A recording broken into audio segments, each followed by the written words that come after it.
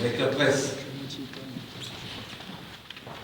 Donc merci d'abord de votre présence. Je veux vous dire le plaisir qu'est le mien de me trouver parmi vous, encore que devant vous ce matin, pour vous exprimer mes meilleurs vœux pour l'année qui s'ouvre, à l'occasion de cette rencontre traditionnelle dite des vœux à la presse.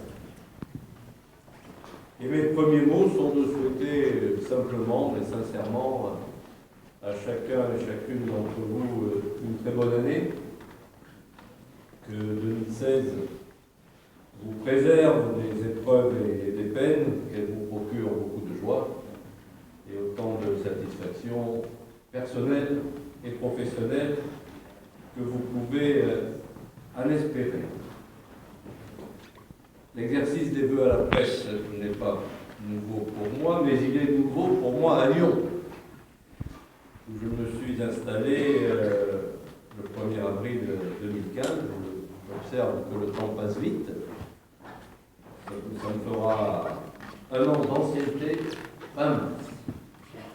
Lyon, belle et grande ville, ville d'équilibre, ville dynamique, ville apaisée aussi, ville à la fois à la taille européenne, mais aussi à l'échelle humaine, ce qui permet à tous les acteurs et décideurs de se connaître, de se côtoyer, de s'estimer et de créer de véritables synergies pour le développement et la croissance de l'agglomération.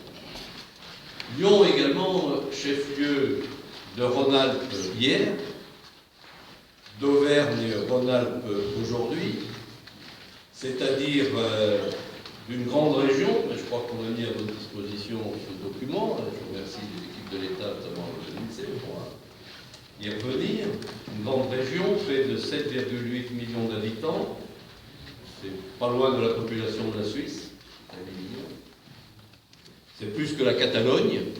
On parle beaucoup, mais je ne pense pas qu'il y ait les mêmes velléités en Auvergne-Rhône-Alpes qu'en Catalogne. La superficie, qui est vaste, 70 000 km², c'est-à-dire celle de certains États de l'Union européenne, par exemple l'Irlande, et un produit intérieur brut de près de 215 milliards d'euros, qui est supérieur à celui du Danemark, et assez semblable à celui de la Catalogne. C'est donc un grand honneur pour moi que d'exercer les fonctions qui m'ont été confiées, mais cet honneur est plus encore un devoir dans le service de l'État et de l'intérêt général. 2015 aura été une année terrible pour la France. Les historiens retiendront qu'elle a été tragiquement ouverte à Charlie Hebdo le 7 janvier et tout aussi tragiquement close au Bataclan le 13 novembre. 2015 a durement éprouvé notre pays et nos compatriotes. On l'a notamment ressenti après le 13 novembre.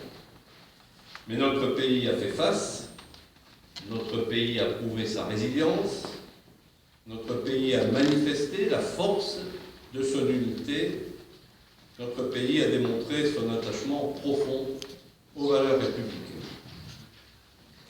Dans ce contexte, dans ce monde complexe où les enjeux se chevauchent, où les lignes héritées du passé se brouillent, où les images et les messages couvrent la planète, parcourent la planète en un éclair de temps, l'information et donc la presse tiennent une place plus que jamais essentielle, et j'ai plaisir à rappeler, poser des repères et donner des éclairages sur les événements, nourrir les débats d'idées et les échanges nécessaires, permettre aux citoyens de comprendre le monde, être aussi le garant de la transparence qui doit entourer l'action des pouvoirs publics. En un mot commençant, il n'est pas de démocratie sans presse, il n'est pas de presse sans démocratie. Je veux donc saluer votre travail, celui de tous vos confrères, ici et ailleurs, saluer votre rôle et vous dire à ma modeste échelle toute l'importance que j'accorde à la communication avec la presse. Avec deux exigences, je me permets de rappeler, disponibilité et réactivité d'abord, car je souhaite, et mes équipes le savent, je souhaite que l'on réponde rapidement et systématiquement à vos sollicitations. Exigence de rigueur ensuite, car la parole de l'État doit être précise, fiable et toujours argumentée. Permettez-moi donc de remercier devant vous le service de communication, et en particulier Christelle et son équipe. Christelle qui en a pris la tête peu de temps après